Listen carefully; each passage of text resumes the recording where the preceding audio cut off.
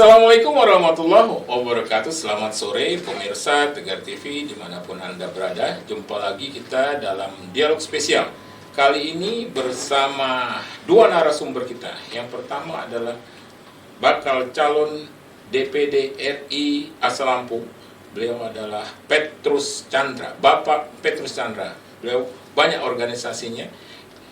Pak Petrus Tjandra ini didampingi adalah dengan Bung Yombi Larasandi. Bung Yombi ini adalah Sekjen BP3 Pemuda Pancasila. Ya. Badan Pengusaha Pemuda Pancasila. Badan Pengusaha Pemuda Pancasila. Menarik ini, Pak Petrus dan Bung Yombi. Selamat datang di studio Tegar TV. Terima kasih. Ya, Pak Petrus, ini menarik nih. Tema kita adalah bagaimana supaya Lampung maju ke depan. Ya kan, sebagai bakal calon DPD RI tentunya kita mulai dari bagaimana Pak Petrus memperkenalkan diri kepada pemirsa Tegar TV. Silakan Pak Petrus. Tabi pun. Iya pun. Selamat siang. Para kakak-kakak, ibu-ibu, adik-adik, dan semua penggemar dan pemirsa Tegar TV.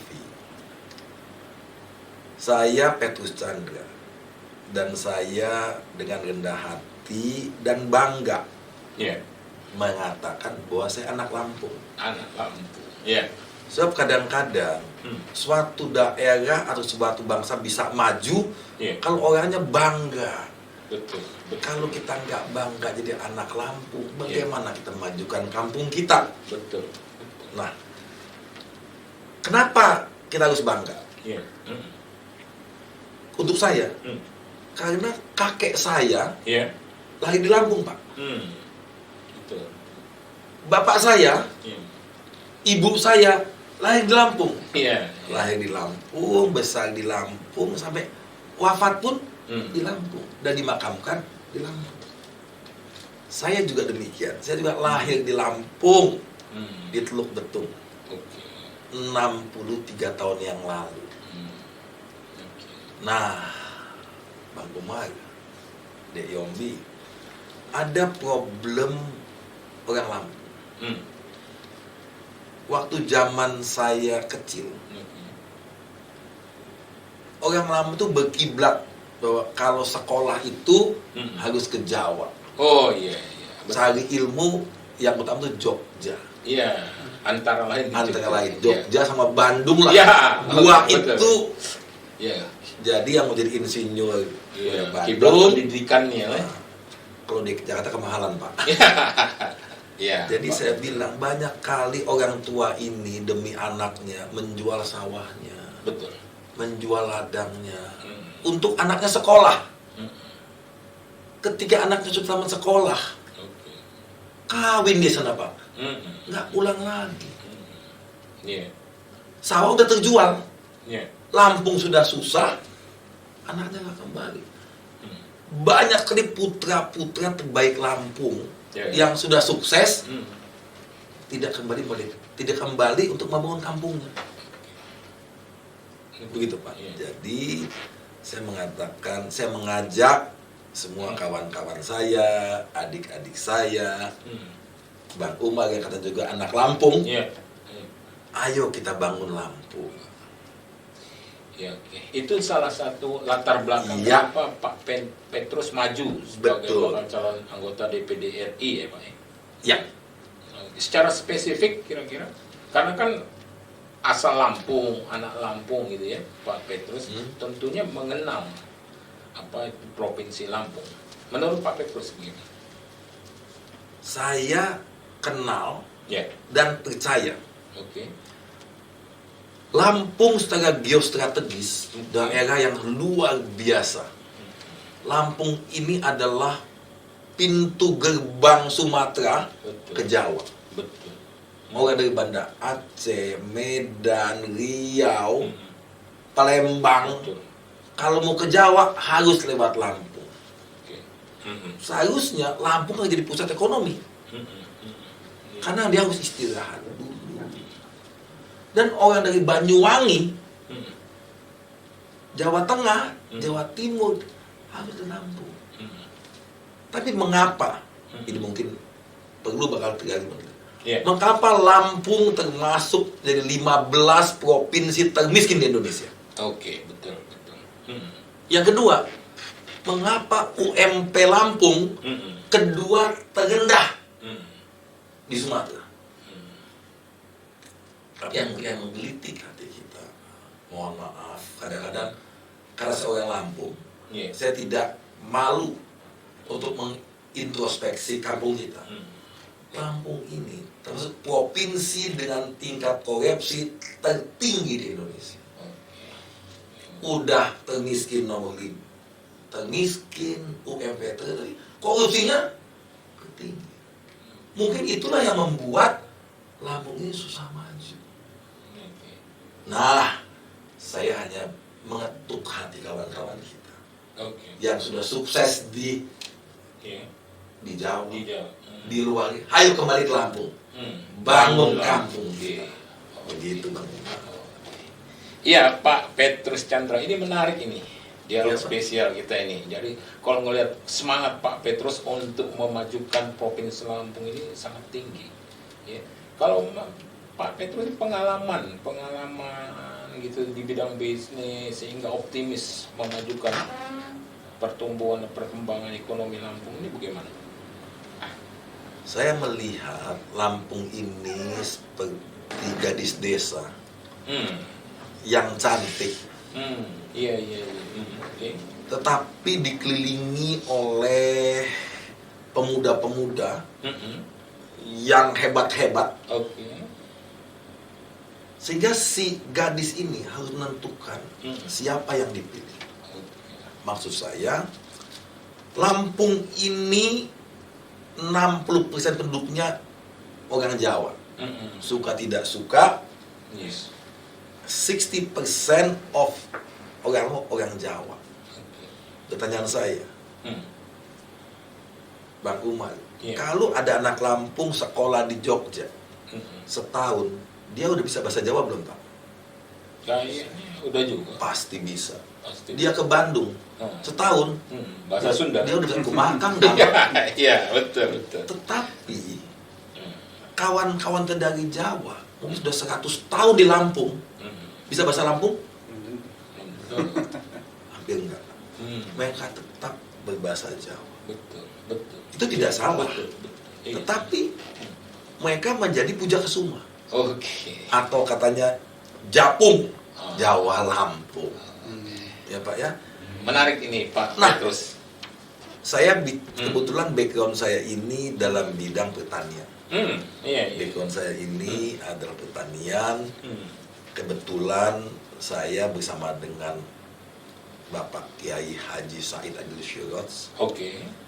Waktu beliau ketua PBNU, bersama-sama mendirikan Koptanu, Koperasi Tani NU di setiap provinsi. Nah, di pusat kita buat Induk Koperasi Tani NU, Inkoptanu, di mana kebetulan saya dipercaya jadi direktur utama. Sebagai pimpinan utama. Direktur utama. Pimpinannya, ketua umumnya langsung Pak Kiai Said Agil Syiroj. Nah, kenapa petani? Karena menurut saya waktu Bang Umar SD, Yombe SD, pernah nggak baca buku bahwa bangsa Indonesia adalah bangsa yang agraris? Masih? Iya, betul. Masih. 7% bangsa kita itu adalah petani. Masih ada. Jadi seharusnya kalau kita mau berjuanglah untuk petani. Kalau petaninya makmur, negaranya pasti kuat. Jadi kenapa saya yakin tadi bertanya? Lampung ini tanahnya datar, subur, sungainya banyak. Di mana-mana itu pertanian itu susah maju kalau tanahnya bergunung-gunung. Kalau Bapak datang ke NTT, NTB, waduh.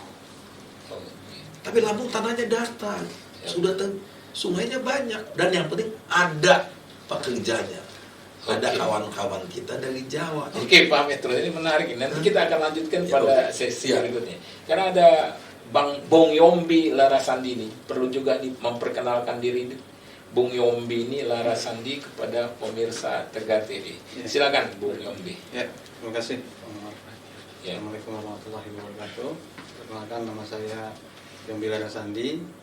Saya selaku sekretaris di Badan Pengusaha Pemuda Pancasila Provinsi Lampung. Ketua saya Hidayat Antori. Kita memang di bagian zonanya untuk bagian pengusahanya Pemuda Pancasila.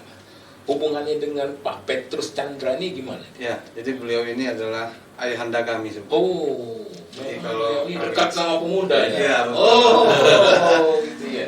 Terkait masalah ini kebetulan memang beliau juga adalah sebagai Dewan Penasehat dari Dewan Penasehat Beda badan BP3. B3.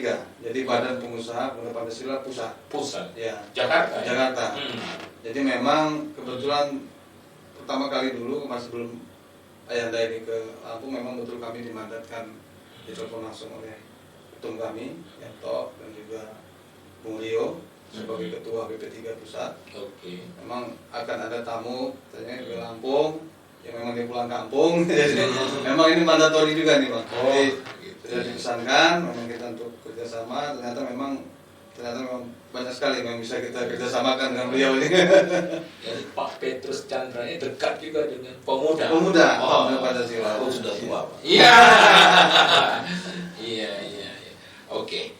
Makasih Bung Yomi. Kita lanjutkan nanti di sesi kedua. Ya. Pak Petrus ini karena waktu juga nih Pak Petrus, sebelum kita akhiri di sesi pertama, ini Pak Petrus ini kalau boleh tahu dukungannya, yakin dukungan untuk menjadi sebagai bakal calon anggota DPD ini gimana? Dari mana? Kalau kita melihat peta calon pendukung saya atau pendukung saya yang calon memilih, pertama ini karena background saya petani, maka saya punya program juga bersama Pancasila. Kita akan buat petani milenial. Supaya petani itu atau pemuda itu bangga jadi petani. Oke, betul. Karena belum tentu juga pemuda sekarang milenial ini bangga ya menjadi petani. Aduh Pak, maaf Bapak pernah nggak lihat di KTP pekerjaan petani? Waduh Pak, ngelamar gadis pun nggak ada yang. Kita harus bangga. Tapi di Amerika Pak, kaya semua pendatang tadi. Jadi yang di Jawa, terutama Jawa Barat sedang digiatkan petani milenial. Langsung Pak Bu. Jadi saya katakan, kalau pemuda itu mau turun ke lapangan, jangan jadi pegawai, jangan jadi ijazah ngelamar kerjaan, nggak dapat pulang ke rumah. Tanah begitu banyak. Dan usaha tani ini saya berpesan mohon bantuan Bang Umar. Pertanian itu bisnis yang sangat menguntungkan.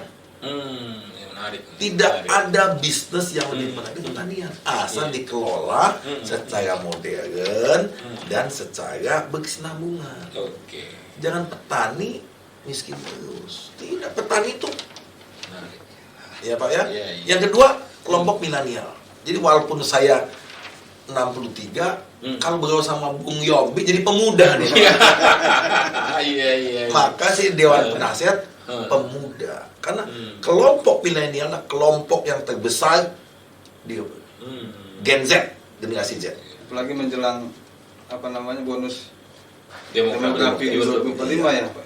Jadi katanya ini pesan bakal semua para yang mau ke entah jadi presiden, kalau Anda bisa menguasai Gen Z, Anda akan menang.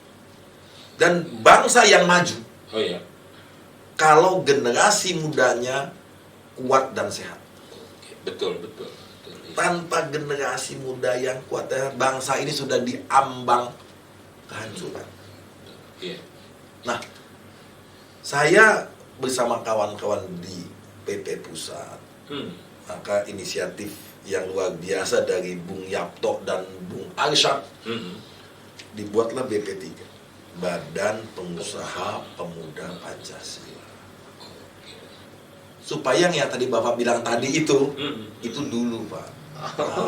Kita mau ada pemuda misalnya yang baru. Oke, menarik ini Pak Petrus. Jadi saya manggilnya Bang aja. Kalau Pak tua kali ini. Iya, Bang Petrus Chandra dan Bung Yombi, kita akan lanjutkan pada sesi berikutnya ya. Menarik nih. Ya, pemirsa Tegar TV dimanapun Anda berada, dialog spesial kita akan lanjutkan bersama Bang Petrus Chandra, bakal calon DPD RI asal Lampung, bersama Bung Yombi Larasandi, Sekjen BP3 Pemuda Pancasila. Jangan kemana-mana pemirsa, tetap di Tegar TV.